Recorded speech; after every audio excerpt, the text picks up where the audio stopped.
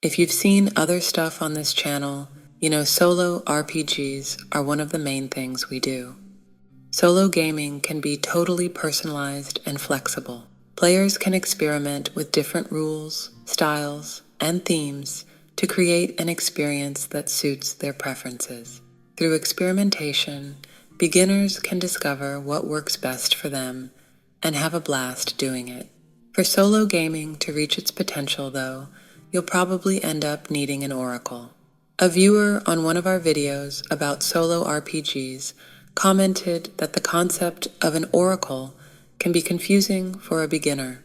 Explanations of oracles might get into the weeds about how a certain system works, while the beginner is just trying to grasp the overall idea of how an oracle in a solo game is able to emulate a GM in a traditional game.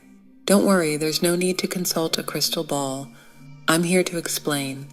We'll focus on what an oracle actually is in the solo gaming context and how to use one. The goal is to help a beginner grasp the idea in practical terms and how to incorporate an oracle into solo sessions. Imagine that you're playing a solo RPG and something comes up in your game which would require you to decide something. For instance, the question is, does the crocodile swim away or does it come after me? If you decide on the answer for yourself, there's no uncertainty in your game. The role of the oracle is to take the decision-making away from the player by answering, yes, the crocodile is startled and swims away, or no, it stands its ground and you'll have to fight it. So you don't actually know what will happen. As the player, you have to react to an unfolding situation you're not in charge of. This introduces uncertainty about how the story is going to go, which is what the GM would usually do. That's how an oracle emulates a GM. Now imagine that your oracle is a literal coin. All you do throughout the game is flip a coin for yes or no answers. Solo gaming oracles will usually be more complicated than that, but the coin example illustrates how simple oracles can be, on one extreme end of the scale, and still work. You could play an entire solo game with nothing but those coin flips, and it would be fine. Though of course, the coin will go into therapy afterwards, because it's feeling so flipped out. No matter how simple or complicated the system behind the decision-making is, an oracle adds uncertainty by making the prime mover of events in your game something outside of your control. More complicated solo oracles build on this concept, but they are still doing the same thing. So understanding the coin flip to answer yes or no questions is the key to understanding the practical role of an oracle in a solo game session. Starting there, beginners can explore more complex oracles without feeling overwhelmed. With the coin, everything is 50-50 odds all the time.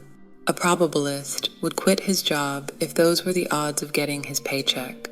So if your oracle is that simple, it's on you to carefully frame questions in your game.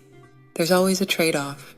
A more complicated oracle can do more, like a computer capable of taking in more information and producing more nuanced answers.